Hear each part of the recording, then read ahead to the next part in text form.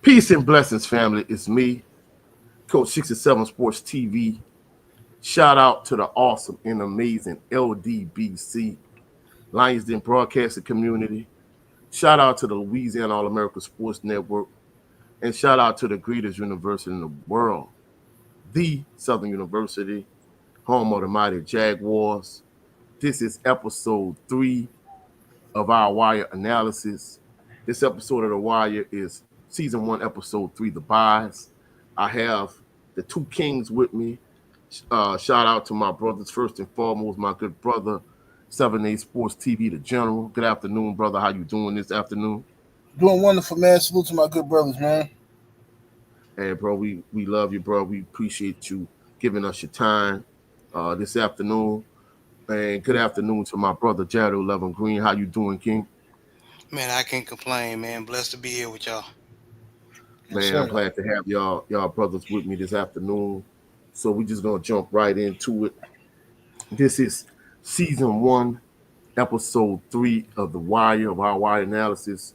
All right, so this season 1, episode 3, the buys. The early morning field interviews by Herc, Carver, and Prez result in a minor riot. So the previous episode, these three clowns decide they want to go in to the high rises and basically violate some of these people's civil rights. So a synopsis of the show is episode 3 of season 1 of The Wire, titled The Buys, focuses on ongoing investigation into the Barksdale Drug Organization. The episode primarily centers on the police's efforts to gather more intelligence on Avon Barksdale's crew through wiretap surveillance and undercover operations. The title refers to street level drug deals or buys that police are trying to observe and document in order to build a case against the Barksdale organization. The episode highlights the challenges of the investigation, particularly the difficulty in obtaining solid evidence through wiretaps and the on the ground surveillance. While the police work diligently to track the movements of the Barksdale crew, the drug dealers are highly cautious and adept at evading detection. The episode also provides more insight into the personal lives and struggles of the police officers involved in the case, particularly Detective Jimmy McNulty, who remains deeply committed to the investigation despite growing tensions with his superiors. Meanwhile, Avon Barksdale continues to consolidate power, ensuring that his operations remain covert and difficult to infiltrate. His enforcers, such as Weebay, are shown as ruthless and maintaining the Barksdale organization's control over the drug trade in Baltimore. The buy serves as a crucial episode that deepens the central conflict between law enforcement and the Barksdale drug empire, showcasing the complexities of both the investigation and the street level drug trade. It also explores themes of loyalty, the challenges of working within a bureaucracy, and the limitations of the law enforcement in fighting organized crime. So that is the overall synopsis of this particular episode. Now I'm gonna give you my scene by scene breakdown of it. The buys. In the first scene, a man addicted to drugs asked D'Angelo, "Do they have any testers?" D'Angelo told him later. He turns around and asks Bodie the exact same question. And Bodie, being frustrated, responded by saying, "It's not even 9 o'clock yet. You fiending already." He told him to get the F out of here. D told him, "Why you got to act like that?" Bodie basically said they're junkies. D said, "So you're going to take his money all day and treat him like a dog?" Bodie said, "How I'm supposed to treat him?" D said, "You don't have to punk him." Pooh said, "He a dope fiend. He punked himself." And D told him, "So you a drug dealer?" Bodie said, "So what? What the customer right? What is the customer always right?" Wallace said, "We in the projects. The customer be messed up. You can't give them anything." D said, "Why not? Everything else in the world gets sold without people scamming, lying, doing each other dirty. Why does this have to be that way with this?" Pooh said, "Because they dope fiends." D said, "The game doesn't have to be played like that, without people beating each other, deleting each other, and doing each other like dogs. Without that, we have no 5-0. 5-0 are concerned about the bodies. As they are talking, Bubbles walks up and Bodie asks, "What you want?" And then he proceeds to go into his hat routine to identify members of the Barksdale organization. Evidently, there were some riots resulting from Herc, Carver, and Presbolewski violating people's civil rights in the high rises. So the upper level brass are having meetings about the early morning field interviews. As a result, basically Daniels has to take the fall, even though he didn't send Herc, Carver, and Presbolewski into the high rises. Basically, since he over the detail, he got to take the hit for it. And as a result, Stan Valchek told him that he owes him a favor, because basically Daniels asked Valchek, "Do I have suction with you?" And he was like, "Yeah, basically whatever you need, I'm gonna help you out." Later on that day, there's a press conference for the deletion of William Gant. Greggs and McNulty watch the press conference and they look on. Basically, Jimmy McNulty is disappointed in Bunk because Bunk being a company man and Rawls is doing what he's supposed to do. So at the end of the day, they just having a press conference about that. And while they're watching this press conference, there's a big board about the Avon Barksdale case, and it has pictures of the different members of the organization, with Avon being at the top, and they realize they have no picture of him. In the next scene, DX Wallace and Bodie was up with Shop, and they basically told him, they shut down Shop and they need to re-up, and they ready for the new package, because they say essentially the drugs they're selling is stepped on, diluted, and extremely watered down. Fiends are buying twice as much dope, but only getting half as high. Wallace and Bodie are playing checkers on a chessboard. And D told him, like, "What you doing? You can't make that move." And then he realized they playing checkers on a chessboard. He was like, "Now I'm going to teach y'all how to play chess. Like, it's a much better game." So basically, he used the members of the Barksdale organization as pieces on the chessboard, and he teaches them the game that way. And at the end, basically, Bodie asks D, if the pawn makes it to the end of the board, does he become a king? And he was like, "No, he becomes a queen, but it's difficult for the pawn to make it to the end of the chessboard because they get capped quick, because basically they're the lowest level pieces on the chessboard." And basically Bodie was saying, not if they're smart pawns. So that's that. Next, Sitnar brings Greggs and McNulty the recorder that they're supposed to use for undercover surveillance. And basically, it's like a prehistoric dinosaur recorder. Nothing they could do with that. If somebody actually tries to pat them down, they're going to get busted. So they can't use that particular recorder. Next, Rawls is talking to an employee. And basically, he's talking about how he don't want to be on this Avon Barksdale case with McNulty and Greggs and the whole unit. And basically, he was like, "Be my eyes and ears. When you come back, you have a favor in your pocket." Then Daniels comes back from the meetings with the upper brass, and you have the two drunks, Pat and his friend. And basically, what ended up happening is McNulty kind of finessed them into going to the apartments, the high rises, the anytime you have Section 8 apartments, there's an office. So he convinced them to go to the office and try to get a picture of Avon Barksdale, since they have everything on file. So they come back with a picture of a middle-aged white guy. They've been working on this case for 2 weeks, and they still do not have a picture of him. Then Lester Freeman gets up and goes hunting. He pulls up to a building, and the kid asks him if he wants some blue tops. He then walks in the building, and he goes upstairs. It's a boxing gym. He starts talking to a trainer and asking him questions.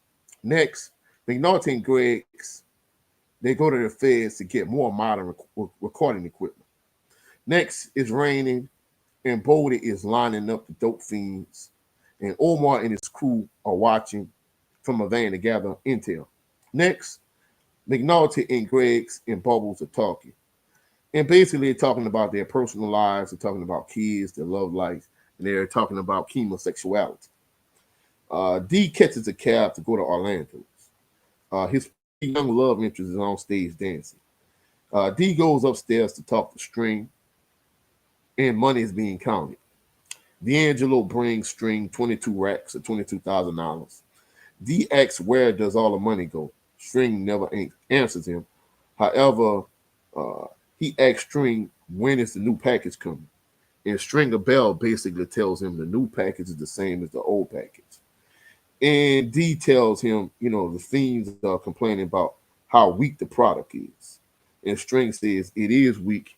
Basically, they spike it with caffeine or procaine, but it's diluted, it's stepped on, it's watered down.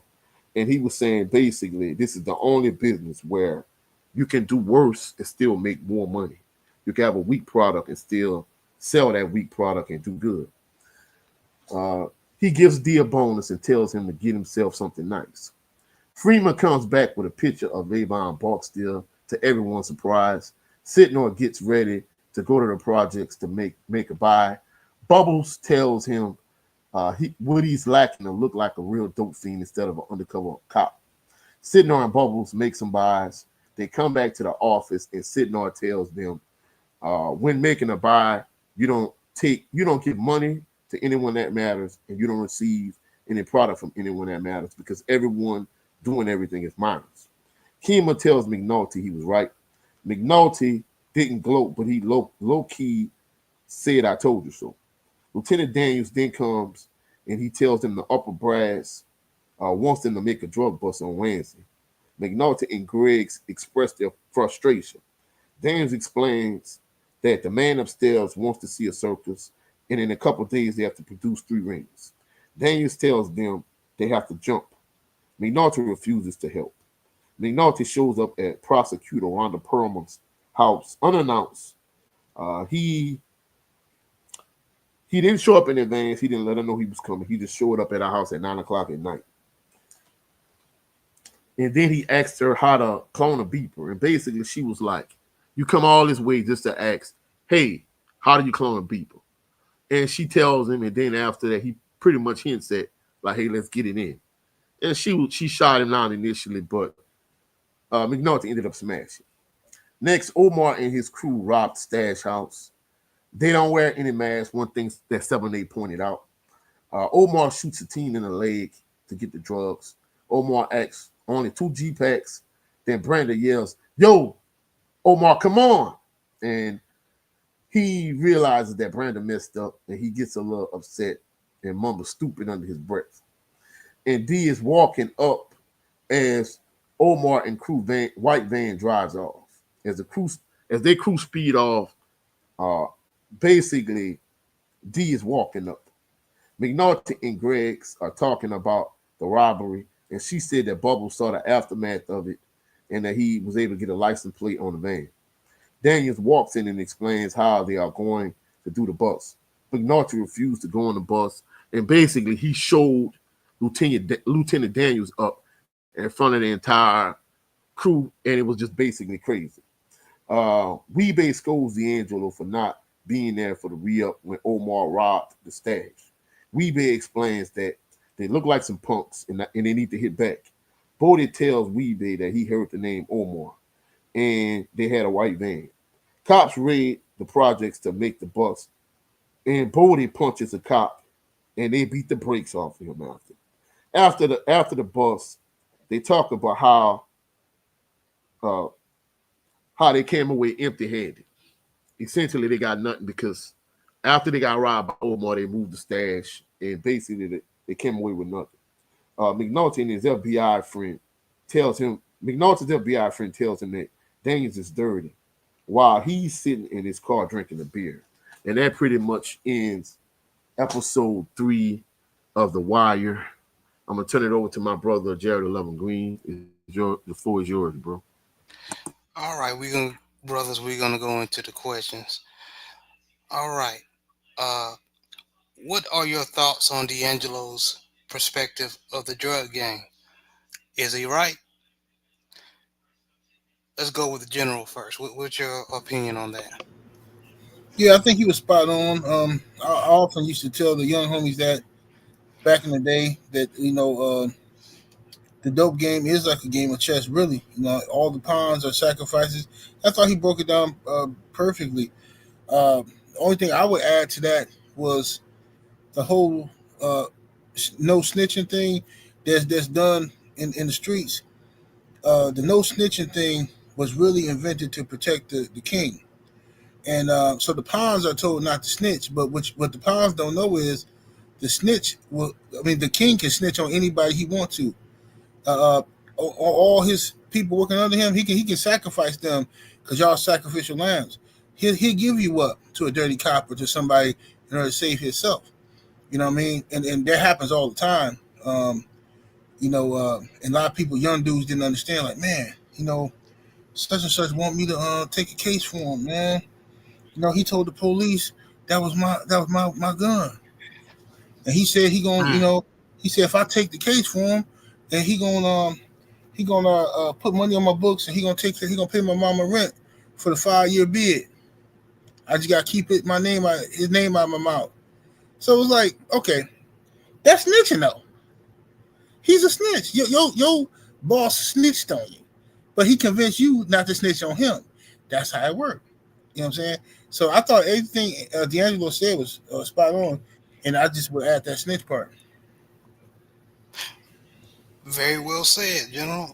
Especially like you said about him using the chess part, the pawns being disposable, and also like you said, and I mean what you said about the no snitching rule just there just to protect the king or the head of the organization. You you can go back to the like Nicky Barnes or the Frank Lucases. They told all the people under them, "Don't you better not snitch on me." But as soon as they get, tail got caught in the trap, they was some ratatouille ass dudes. So you're right. You're right. Well, at least in the instance of Frank Lucas, he justified his snitching by saying he didn't tell on his family members or members of his organization. He told on cops. But from my Mhm. perspective, snitching is snitching. So I mean, it is what it is. Yeah, yeah. Even though, yeah, he still snitch, but I ain't gonna lie. I gave him a pass for snitching on the police because of them. He still snitched, but I give him a pass for snitching on the police because all that dirty money they was getting. They trying to label him this monster, and y'all here collecting money. Burn the whole house down there. You know what I'm saying? But that's Yeah, yeah, bro. I feel you on that. I feel you on that. Yeah, but Nicky Barnes went out like a hoe though, man. Like Yeah, because your girl being smashed, man. Don't he was mad. yeah he said then fuck it then I'm taking all y'all down. yeah. But um Coach, what's your opinion on D'Angelo's perspective on the drug game? Well, I think from the perspective of him comparing them to pieces on a chessboard, I think that analogy is 100% accurate. I agree with that aspect of it. In addition, I kind of also agree with him that even though they dope fiends, that all people deserve a certain level of humanity and a certain level of decency and a respect to be extended towards them. But I think he has a utopian view of the world from the standpoint of in a perfect world, you people are not going to delete each other in the drug game. In a perfect world, you treat the dope fiends with a certain level of decency and respect. But that's in a perfect world. We don't live in a perfect world. I think the issue with D is like 7A said, a couple episodes back, is he's a thinker. For the exception of when he makes emotional decisions, he likes to use a lot of critical thinking skills. From a moral standpoint, he's extremely conflicted. And in an ideal world, yes, people are not going to delete each other in the drug game. You get to treat the dope fiends with a certain degree of respect and decency. But that's in a perfect and ideal world. I Yeah. think the issue with him is, you know, he want to play a game a certain way, but he got to realize, like they used to say on the show all the time, the game is the game. It is what it is.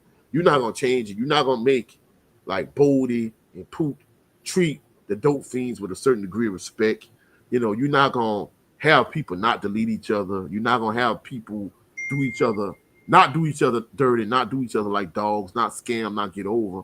So I think in his idealistic mind, this is the perfect way the dope game is played. But in all actuality, he he's unrealistic. You have this utopian, idealistic view of the drug game.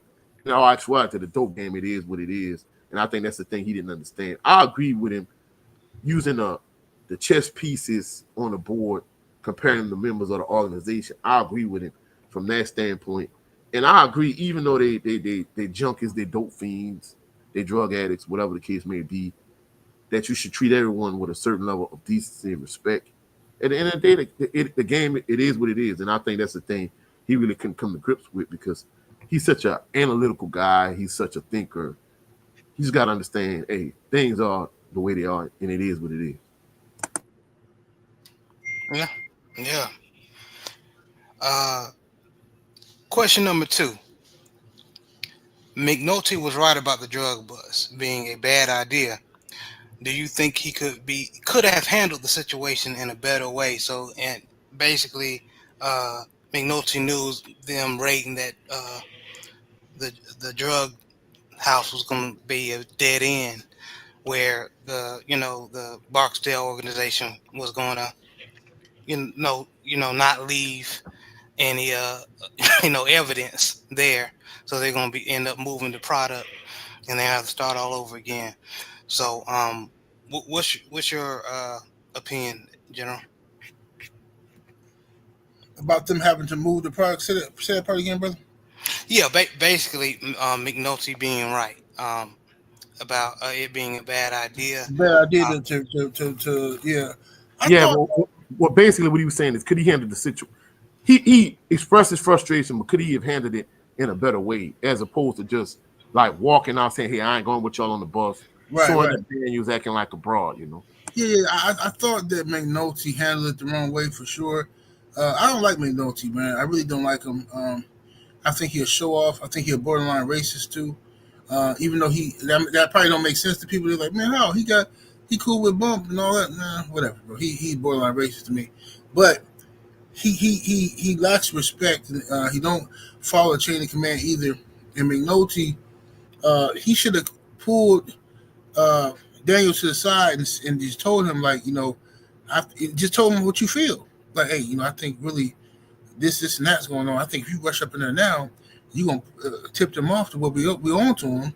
Mm-hmm. So, you know what I'm saying? He could have did that. But at the same time, you put Daniels under the gun because you went out there snitching to the judge in the first place. So now the judge is pressing the captains, and the captains and stuff is like, we need results now. Give me some bust now. So they got to go out there and do some shit. They pressuring Daniels to go out there and give him some fucking bust to show that something's being done. And you talking about, no. Okay, listen to FBI. Y'all fucking regular police. Y'all, it's fucking Baltimore City Police. Y'all don't have the budget for the shit you're trying to do, bro. If you go drop out and join the FBI. Fuck you talking about, dude? Yeah, you were right in the long run, but the way you handled it was some sucker ass shit. So basically, he did a Devondre Campbell. Yeah, Daniel should have beat his ass. All my sports folk know what I'm talking about. Devondre Campbell left in the middle of the 49er game. Mm-hmm. Yeah, that's my boy. Just telling about that earlier. But yeah, you're right.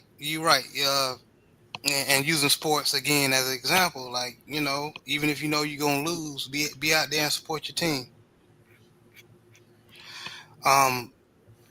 Coach, same question to you.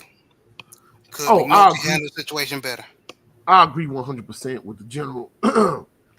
I agree with him from the standpoint of, excuse me, him and Kima, they expressed their frustration. But at least Kima went on the bus with him. Man, this dude was extremely insubordinate. And he showed Daniels up in front of the rest of the unit. And he refused to take a sick day. He like, I ain't sick. I'm not taking no sick day. I ain't going with y'all. And he jetted. Like, bro, like that level of insubordination, like in most instances, either a worst case scenario, it gets you fired. And then in other instances, it at least gets you demoted. So you being extremely insubordinate, extremely disrespectful to your superiors, like bro, that's a bad look. I'm gonna be honest. He a good cop, but really, he really a scumbag piece of trash. And at the end of the day, realistically, you know, that's kind of the reason why I always wanted to, be an entrepreneur. Because at the end of the day, when you're on a job, nobody is going to value and appreciate you the way you're going to value and appreciate yourself. So that's why, like my gifts, my talents, I'm trying to find a way to monetize those, behind the scenes.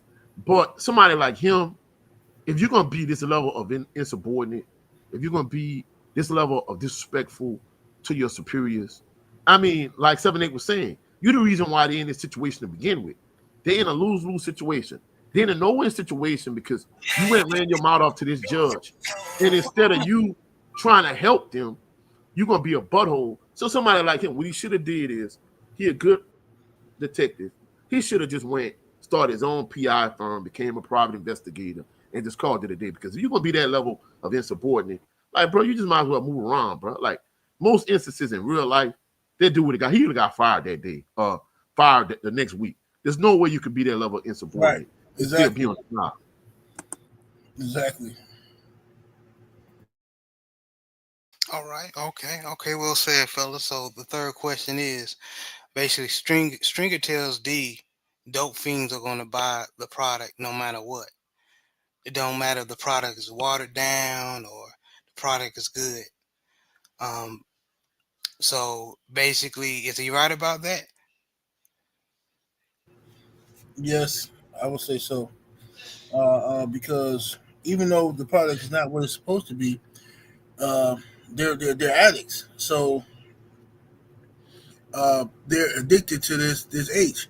So now it might not be that pie out that they're looking for, but if it's if the best stuff is at level 10 and the stuff they got now is level 4, level 4 still gonna keep them out the hospital and keep them from their body shutting down from withdrawal syndrome. So they still they need it. They're addicted to it. You know what I'm saying? So that's just what's gonna happen. You know what I mean? If this, the drugs become a necessity in their life. I mean, if all of a sudden coochie start going down to level 4 coochie out of nowhere, we don't know why. We ain't finna stop smashing. We ain't finna stop smashing. We just gonna get more creative to make up for it. You know what I'm saying? We gonna get more. We ain't finna stop smashing for nothing. So the dope fiend gonna be the dope fiend. Just like people can't stop watching boxing. You know what I mean? Boxing that did us dirty a million times, and we still there. Most of us.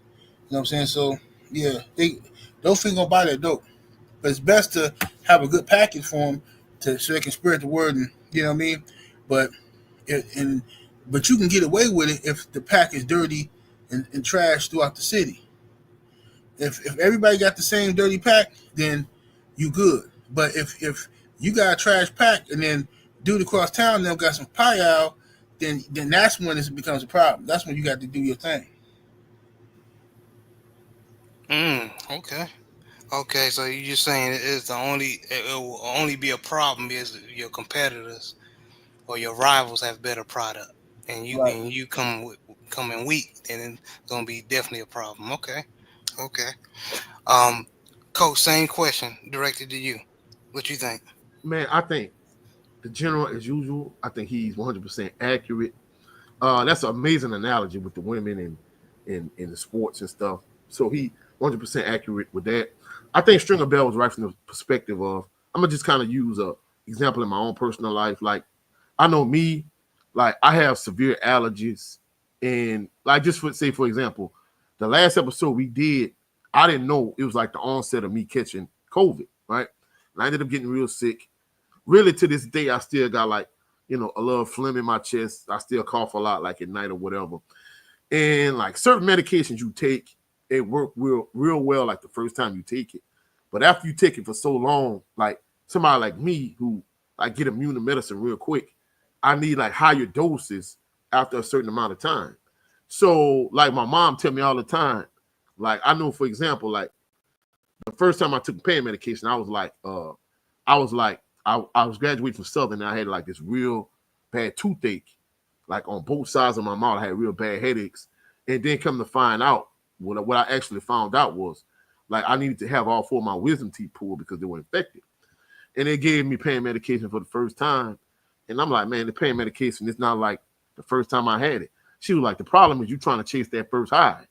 And a lot of times, them dope fiends, they're in that same position where the first time they got high, like it was such an amazing thing or whatever the case may be. So they're still trying to replicate that first high. So String was right. They're going to always chase that first high. Dope fiends going to always buy dope, especially when you're maybe the only person in that area that's selling it or whatever the case may be. The thing I disagree with him with is from the standpoint of, I don't think the dope game is the only like thing in life where you could do worse and have more success or be straight or whatever. I'm gonna give you an example, right? I just happened to be watching this thing on YouTube, and back in the Gap, I used to watch wrestling. I really don't watch it too much no more, for the exception of when I go to my mom's house and my uncle is watching it, because he's like a big, like avid wrestling fan or whatever. And it was showing this guy that was like a wrestling writer, producer. His name is I can't think of his name. Well, anyway, he had some success like his name Vince Russo. He had some success as a writer and producer in like the late 90s, whatever the case may be. And because of that initial success, like everywhere he's been after that, he's done worse and worse and worse. But because he is such a good mouthpiece and he could convince people, the reason why they had success years ago at this place was because of me, even though he really wasn't the only real driving force behind that success. He's been able to get job after job after job. In a lot of instances, I see people, whether it's nepotism, whether it's favoritism, whether they find favor with certain people, they can kind of continue to do worse like years after the line and still continue to have success or still be able to be put in favorable positions because of maybe favoritism or nepotism, or maybe they know the right people, they find favor with the certain people, whatever case may be. So at the end of the day, I think he was right. Dope fiends will always buy dope, but I don't think it's the only area that you can have success even doing worse. You could do worse in a lot of different areas in life and still have more success if you find favor with the right people. If you have the right mouthpiece, you can convince people that you did X, Y, Z. And I think that's what it is. So I think he's right that dope fiends gonna always buy dope and they're always gonna chase that first high,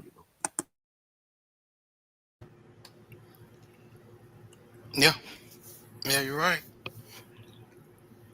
General, you about to say something? No, I was gonna say I agree with the brother.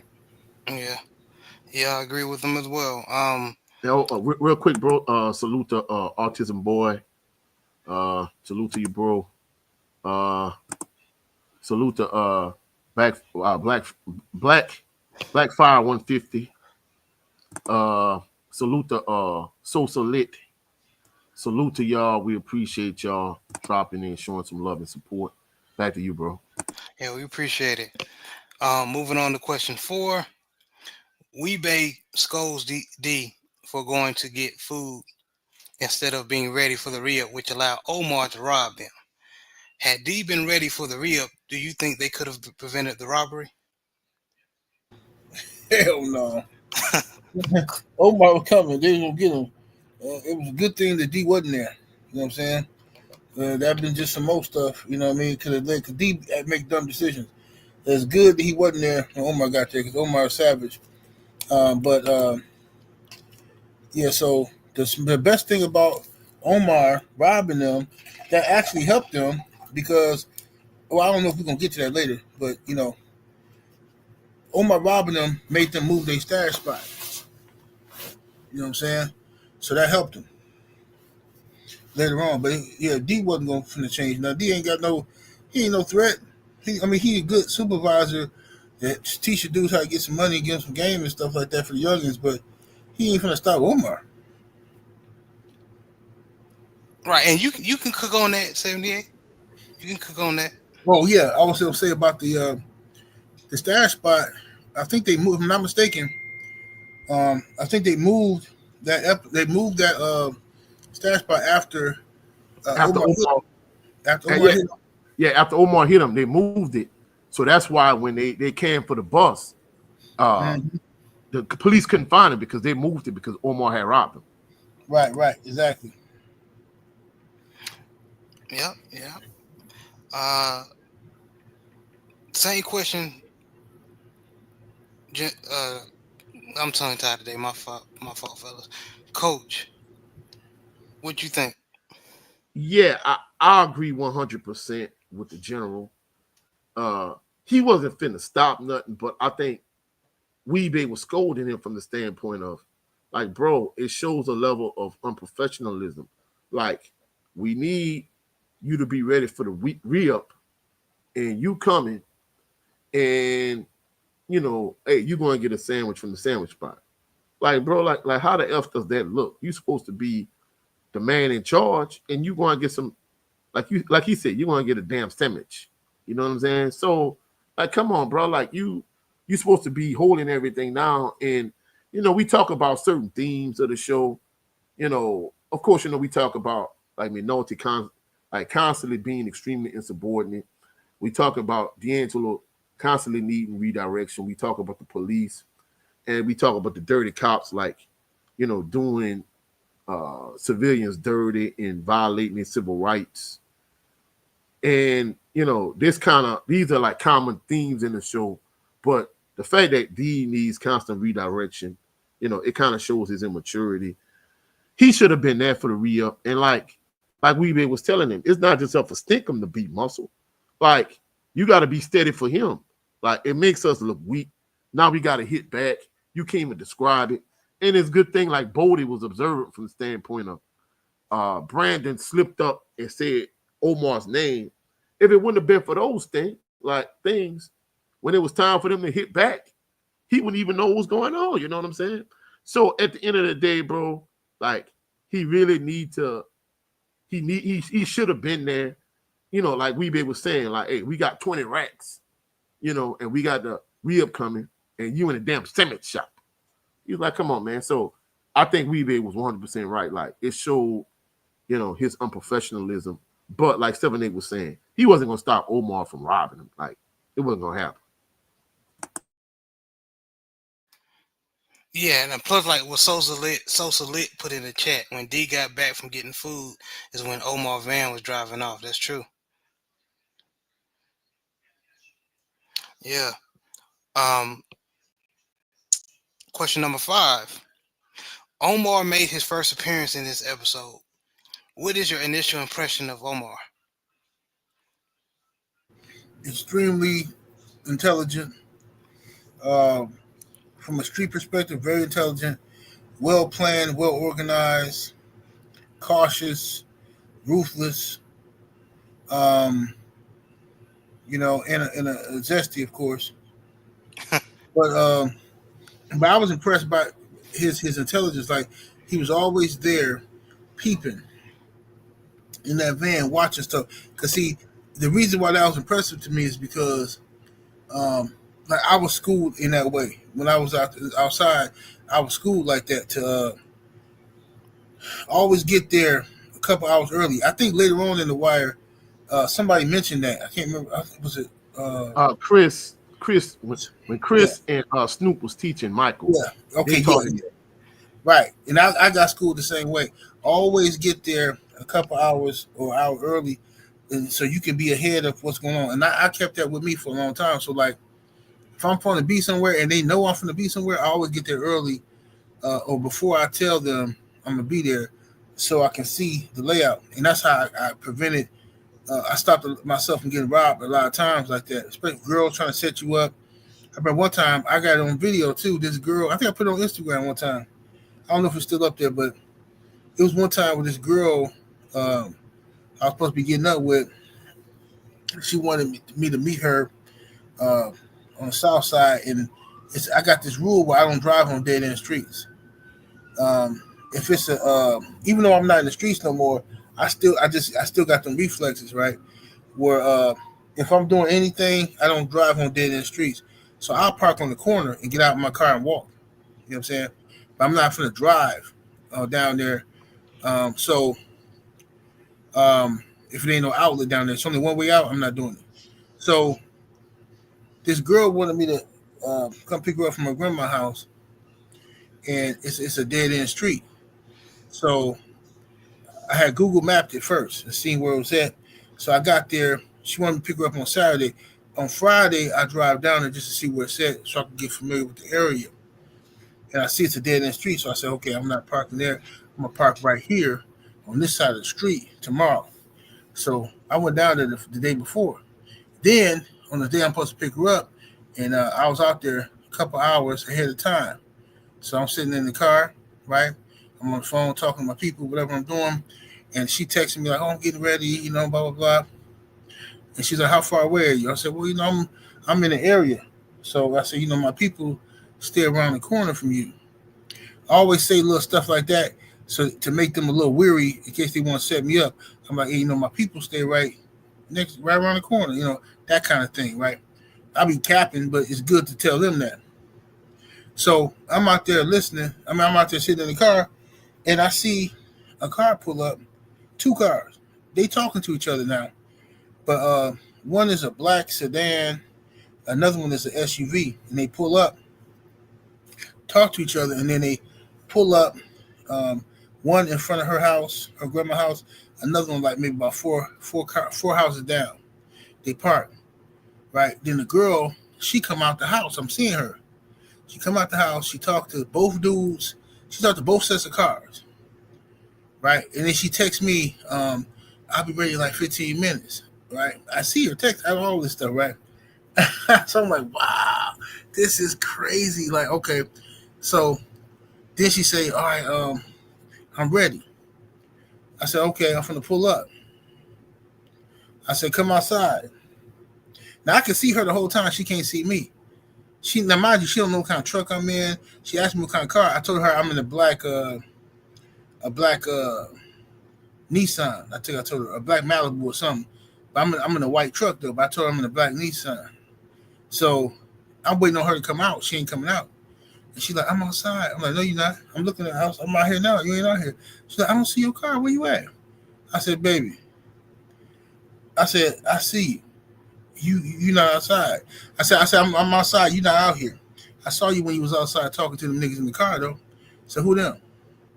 Bitch hung up on me. And then within 3 minutes, the dude, both cars, the truck and the sedan pulled off. They was mad as hell, screeching down the street like they wasted their time. She tried to set me up to get dropped, man. This chick was finna set me up to get done dirty. Damn. Yeah, but I peeped it though. You know what I'm saying? And that's why I just, man, look, you always gotta get there early. You know what I mean? It's stupid. I'm finna go break bread with her on some business. She trying to sell me out to her little homeboys, little dusty hood dudes. Man, she didn't know she was messing with a, you know. No, she didn't know. She didn't know. She didn't know. She thought. I guess she was hoping you was a square or nothing, but you were far from that. But same question to you, Coach. What's your impressions of Omar? Like 7A said, I think Omar is an extremely intelligent guy. That's why it kind of made me wonder, like, why he didn't, decide to do something else. I'm not saying he had to be like a lawyer like Levy or anything like that, but someone with his street knowledge or street intelligence, I'm sure he could have done something else and kind of made it. I don't know. Maybe I'm just reaching. So my impression of him is a street guy. He was extremely intelligent, but from a moral standpoint, this whole, they made it seem like, when you have shows like The Wire and like Power, you have guys that everything is not black and white, it's shades of gray. And I don't care if we talking about on a police side of things, whether we talk about the season with the docs, whether we talk about the newspaper, whether we talk about the street dudes, it's not black and white, it's all shades of gray.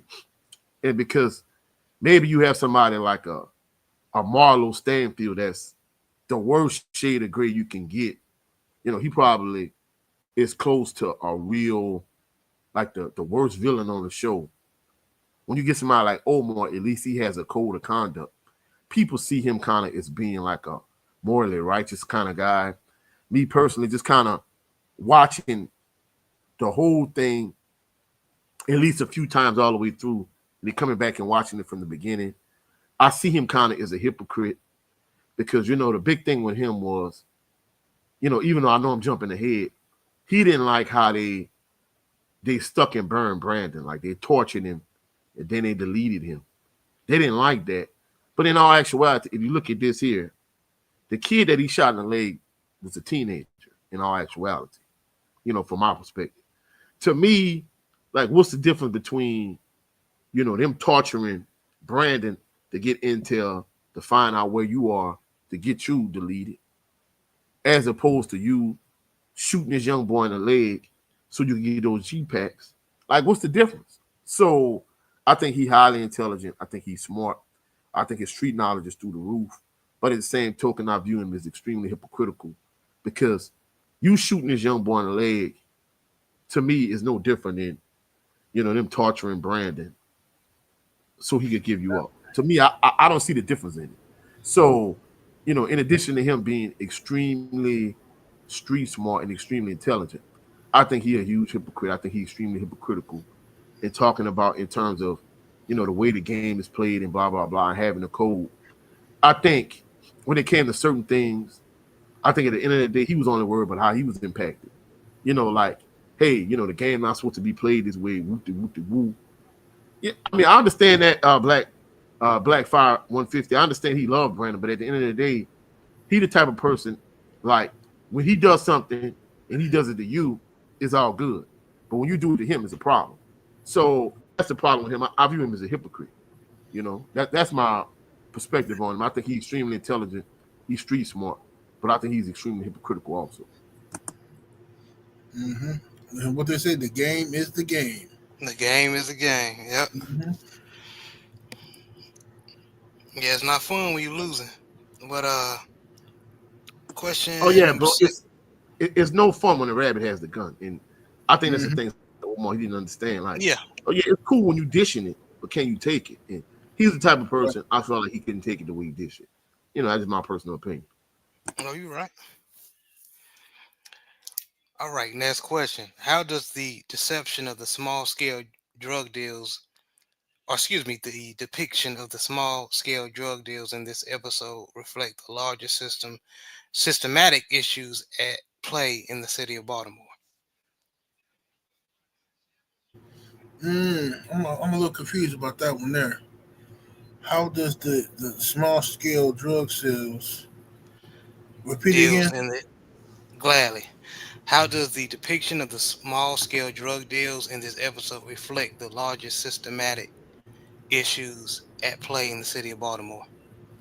Well, I will say this. To my knowledge of what you're trying to say is like, I felt like Baltimore, and like many places, are worrying about the wrong shit. In my opinion, okay, yeah, Avon Barksdale is a player. It's an issue, right? Okay. However, somebody's bringing the dope in. And unfortunately, it's not Avon Barksdale that's bringing the dope in.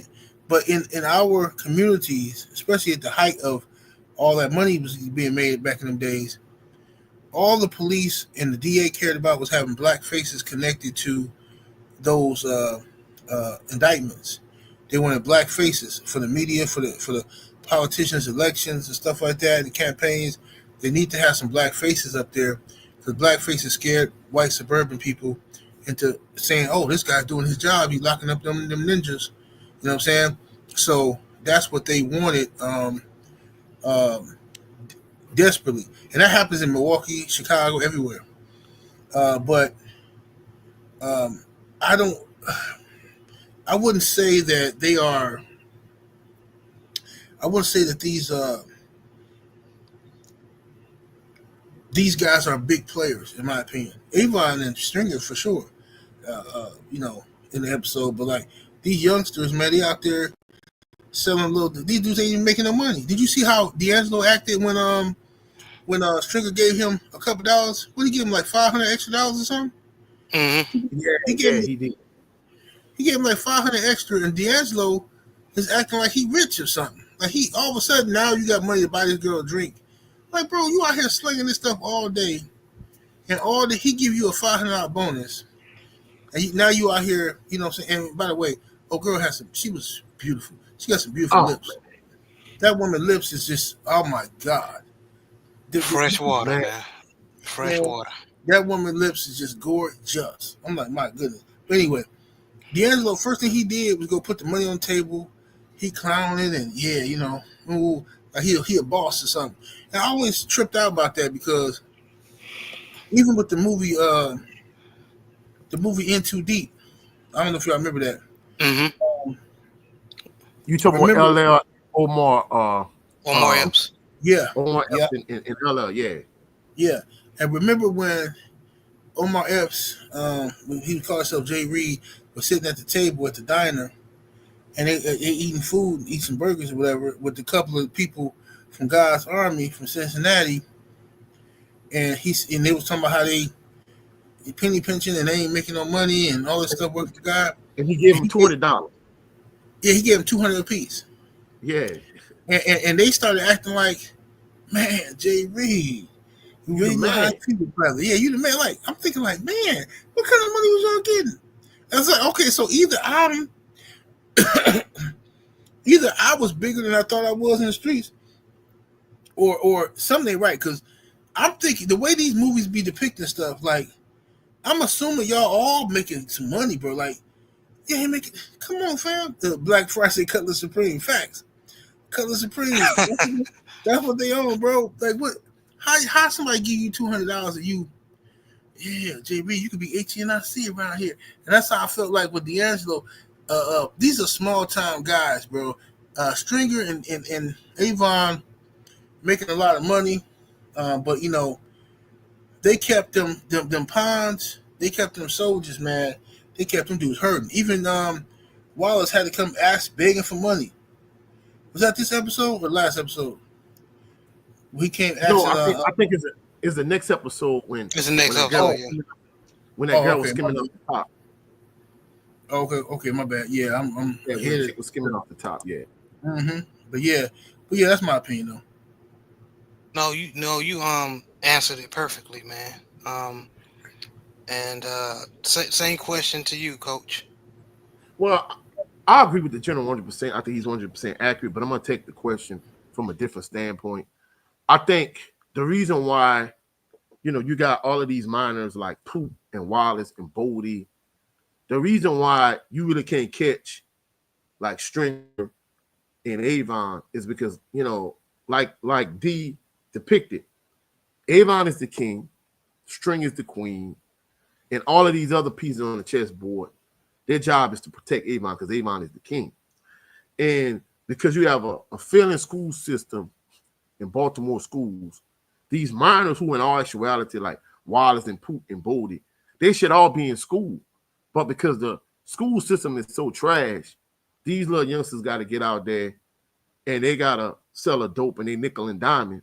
So from a street level standpoint, you know, like Sidney was saying, you don't give nobody that's important money and you don't get product from anybody that's important. So, you know, McNulty was right from the standpoint of you're not gonna make these little buys and get a little dope on the table and flip a couple of these guys and get Avon Barksdale, because the way the organization is structured to protect Avon. So McNulty was right from telling Kima and Daniels and all of them, like even Judge Phelan, he was right from the standpoint of like, nah, you're not gonna get a couple little drug busts and get Avon Barksdale. Like, you're gonna have to get deep into his organization. So you're not gonna get it like this.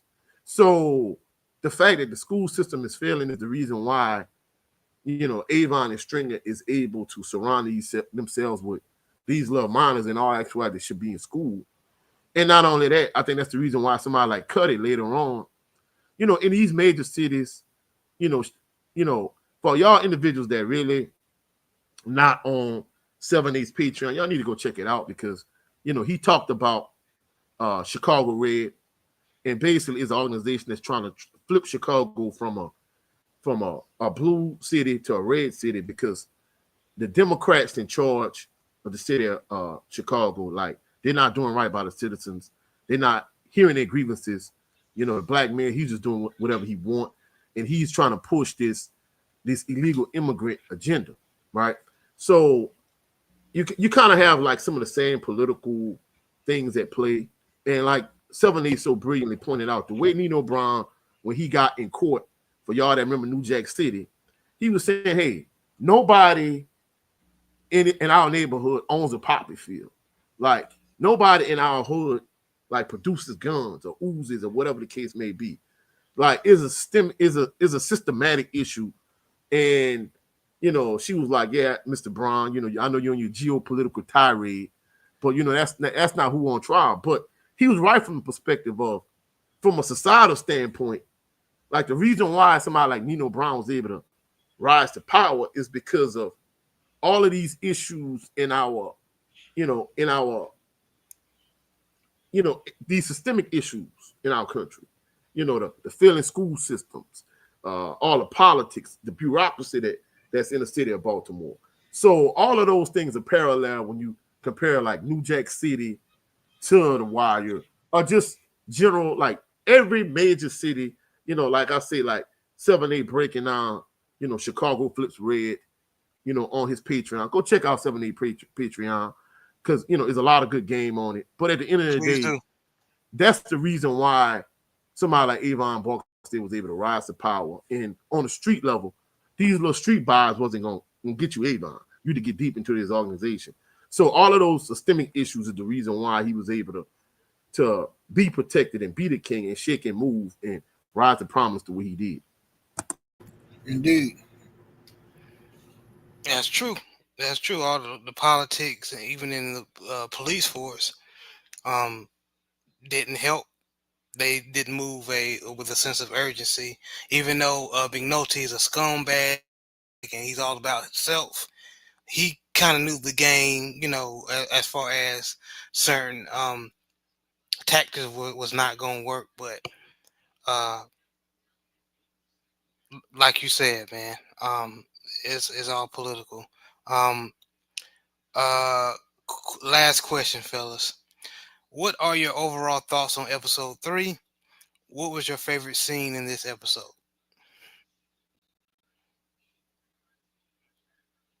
Yeah, I would say I liked the episode. It was a good episode. I thought they broke down a lot of things from a street level. It showed the intelligence and the organization of the Barksdales and Omar, to be in particular, and it showed how the police was a step behind everything. Showed the politics of McNulty and Daniels and the FBI. When they do the FBI agent who was telling McNulty about Daniels, yeah, about Daniels and stuff. So then they start making you look at Daniels kind of funny, like whoa, what's going on here, right? But my favorite part of the episode was, to be honest with you, was when McNulty went to old girl house. What's her name? Oh, Rhonda Perlman. Yeah, when he went to her house, and I knew he was gonna smash right away. Anyway, when she opened the door, she had smash all over her face, and then she tried to act like she was what do you want? Why are you here? But look, girl, you ain't doing nothing. You going through paperwork. You look like you ready to get smashed. I already knew. In my mind, I'm like, yeah, he gonna smash her. And when he started, when she did this, she did that one thing girls do. She walked away from the door with the door open. So basically saying she invited him in without saying you can come in. So I already knew what time it was with that. So and before she acted like she didn't want nothing, and then the next scene, McNulty in there smashing. So yeah, that's how they do. But that was my favorite part of the scene, favorite part of the episode, I should say. All right. Coach, before you go, I'm gonna share my favorite episode. It's probably the obvious one, but episode, you mean favorite scene? Scene. Yeah, my Yeah. apologies. Scene. Favorite scene. Is basically when D, is basically, schooling The youngsters. the youngsters, using the game of chess, for example. Use the pawns, the queen, the king, everything example. And like you said earlier, coach, basically it showed how D is knows the game well, but he just doesn't have the heart as far as to stay in it. So that's my favorite scene, showing how knowledgeable D is as far as the game, but he don't have the heart. That's mine. Yeah, I agree with you, bro. All I right, mean, that coach, was what's an yours? excellent scene. That was an excellent scene. Of course, in terms of the episode, I think it was a good episode. It kept things moving, and like I said earlier, it shows some common threads and some common themes within the episode. Some common themes are, McNulty continues to be extremely insubordinate and be like a road cop. D'Angelo constantly needing redirection and showing his immaturity and at times his unprofessionalism. The politics within the bureaucracy of the city of Baltimore, the dirty cops being defended despite clearly being wrong. The fact that uh, you get these cops in here, Stan Valchek in particular, defending his scumbag piece of trash son-in-law. The fact that you get these guys coming to bat for these three people that basically violated the civil rights of these people in this apartment complex. The fact that they defending them and saying, hey, basically these poop birds, throwing crap at good police. I'm like, are you serious? Like, they violated these people's civil rights. Well, despite how you may view them, how you may see them, to me, it just kind of goes to show you that this system we live in is a white supremacist system. No matter if they're in the wrong and you're in the right, you still a villain no matter what. And 7-8 points that out all the time. Like, hey, when you're dealing with these type of things, for example, you talked about the I mean, I'm going to show you, like, I watch a lot of 7-8 content, but he was talking about Vitaly Klitschko, right? For those that don't know, he used to be heavyweight champion or whatever. And for those individuals that saw the movie with Denzel Washington, at the end of it, the final boss, his name was Pushkin, right? And he was talking about how in real life, like, Vitaly Klitschko is Pushkin. But yet, we always want to talk about Diddy and Jay-Z, and it's like, not just the world we live in, but even black people, we need a black villain. Not we, because, I'm pro-black, but just saying in general, like, the world needs a black villain. But when you got people that's legitimately dirty, you can have politicians that bankrolling somebody like a Avon Barksdale or somebody doing stuff to get him in position. Because let's keep it real. Even though Levy might not have pulled a trigger on nobody, hands is just as dirty in The Wire is some of the other stuff. He might not have been saying, hey, you do this, you do that. But he knew what was going on, and he was keeping Avon Barksdale safe. So the point I'm trying to make is, in that regard, is, there's a lot going on in the city of Baltimore. There's a lot going on and a lot of times, like 7-8 said earlier, you won't put Avon Barksdale, hey, we got him, he our target. When in all actuality, he might be mid-level management. You might have somebody over him that's bringing in the product or whatever the case may be. So it is what it is. But in terms of my favorite scene, of course, me being a heterosexual man that I am, is these little love interests up on stage, doing a little something. And, one thing in my area that we always used to have this conversation about when I was in high school, when I was in college, we always talk about being fine versus being pretty or extremely beautiful. Some guys, they rather a girl that's slender or petite, has a decent body but a real pretty face. And then other guys, I guess maybe because it's a Louisiana thing, they prefer a girl that was extremely fine, extremely sexy, but just cute in the face. most guys had their own preference, but she was kind of more on the very pretty, beautiful side, with a nice little body. I mean, she just was a nice little young tender. The fact that, D really didn't rush her off the rip. I mean, I don't know. But, of course, in this episode, he got a little bonus, a little extra cheese. So now you step into her. So, that was my favorite scene. But at the end of the day, I thought it was a good episode to keep common themes going, to keep trends going, and to keep building upon, it does a good job of scaffolding. And let me kind of, use an analogy. Like, I always use sports analogy because I coach football, I coach basketball. If I'm a play caller, like that's like me running the ball up the middle, running a dive or running the lead one play, then running it again, then play action and off it and throwing the ball further down the field. Then after that, coming back to that same running play and run it a couple of times, then fake it and run a reverse off it. Then after that, run the same running play a couple more times, then fake it and fake the reverse and throw a screen off it. So from a play calling standpoint, I'm scouting, I'm building like one after another, building on top of each other. And from an episode standpoint, I think they did a good job with the first episode and laying the foundation and laying the groundwork. And then after that, just building on top of it and scaffolding. So I think the episode was a good episode to kind of keep these common threads and common themes moving along. And I think it did an excellent job just building on the first two episodes. Well said, fellas. Well said, man. And that basically sums it up for all the questions. Coach, I'm going back to you to wrap everything up. Well, first and foremost, I appreciate y'all two kings for being on with me. I appreciate both of y'all time on this Saturday afternoon. My good brother, 7A Sports TV, the general of this awesome, amazing, and phenomenal organization. Tell these people where they can see you and check you out. Oh man, I'm right here on YouTube at 78 Sports TV. On YouTube, you can find me on Patreon at patreon.com/78 Sports TV. You know what I mean? Those are my preferred destinations, you dig? Oh, and also go check out the No 304 show on tomorrow with him and the good brother Blu-ray. Blu-ray, yeah. Yeah, go check him out. The first episode, he talked about crime. He talked about some politics with with Kamala Harris. So go check out the No 304 show on Sundays.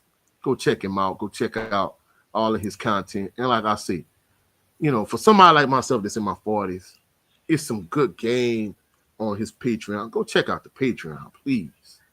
Especially if you, and I will add this, if you in your 20s or early 30s, man, and especially if you're younger in your 20s and you're trying to navigate this world as a man, and you need insight from a brother that's been there, done that, man. Even from perspective you haven't been there before. 78 Sports TV, his Patreon. Go ahead and sign up for it, man. It's worth it. Yeah. Well, much appreciated. Yeah, brother, we appreciate you. All love to you. And my brother Jared Loving Green, tell the people where they can meet you and see you. No problem, man. Y'all can catch me right here on YouTube at the name that you see on the screen, Jared 11 Green on YouTube. I am the head of the Southern Ballers Show. I try to have an episode every Sunday around 3:30 p.m. So we have brothers like Coach 67 Sports TV, who's an actual coach. JB, my twin brother, Brent Fox, Big Joe Town be on the panel. He's actually played ball before D1. Jay Good when he's not busy. And even if he don't, he be in the chat support. And so, yeah, we just a couple of brothers just talking about sports and any topics that we can, man. So yeah, come check me out. Man, I appreciate y'all, good brothers. I appreciate everybody that's in the chat. Let's go all the way up to the top. Motivation to be a millionaire. I pinned the link for the channel in my description. Also, go check out Motivation to Be a Millionaire. Appreciate you. Relax and Calm Rain. Appreciate you also. VTW. Also, my brother, I Am True Maine. Hold on. Let's get I Am True Maine. I Am True Maine. Appreciate you. Autism Boy Cottage 81. Appreciate you, good brother. Salute to you. Black Fire 150. Sosa Lit. Of course, Man Event Mark again. We appreciate you. And the brother J Bar. We appreciate everybody that came through, that showed some love, showed support. We appreciate each and every one of y'all. And we appreciate y'all just coming through to show some love. My channel has 496 subscribers. I'm 4 subscribers short of 500. So if y'all have not done so already, please subscribe to the channel, like the live stream, like, share, subscribe. Also, for my members of the LDBC, I'm gonna try to drop a boxing video pretty soon. For my members of Jaguar Nation, myself and my brother Jared Levin Green, we're gonna try to soon get y'all another episode of HBCU Fanatics. Talk about stuff in the HBCU landscape. But more than anything, we appreciate y'all for dropping through, showing some love. We'll catch y'all on the rebound. Y'all have a blessed, phenomenal day, blessed, phenomenal weekend. Peace and blessings. Peace and blessings. Peace, family.